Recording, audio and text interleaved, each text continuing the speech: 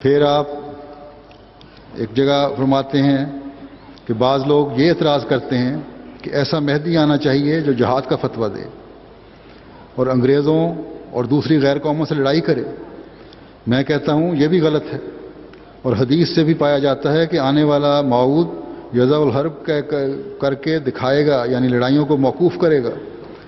دیکھو ہر چیز کے عنوان پہلے ہی نظر آ جاتے ہیں، جیسے پھل سے پہلے شگوفہ نکل آتا ہے۔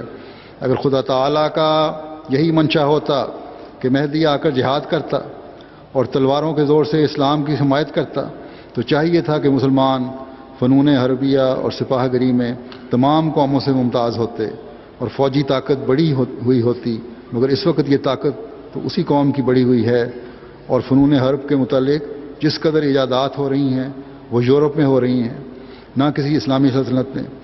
اس سے صاف معلوم ہوتا ہے کہ خدا تعالیٰ کا یہ منشا ہرگز نہیں ہے، اور یضع الحرب کی پیشگوئی کو پورا کرنے کے واسطے یہی ہونا بھی چاہیے تھا۔ دیکھو مہدی سوڈانی وغیرہ نے جب مخالفت میں ہتھیار اٹھائے تو خدا تعالیٰ نے کیسا ذلیل کیا، یہاں تک کہ اس کی قبر بھی کھدوائی گئی اور ذلت ہوئی، اس لیے کہ خدا کے منشا کے خلاف تھا۔ مہدی موعود کا یہ کام ہی نہیں ہے، بلکہ وہ تو اسلام کو اس کی اخلاقی اور علمی و عملی اجازات سے دلوں میں داخل کرے گا، اور اس اعتراض کو دور کرے گا جو کہتے ہیں کہ اسلام تلوار کے زور سے پھیلایا گیا۔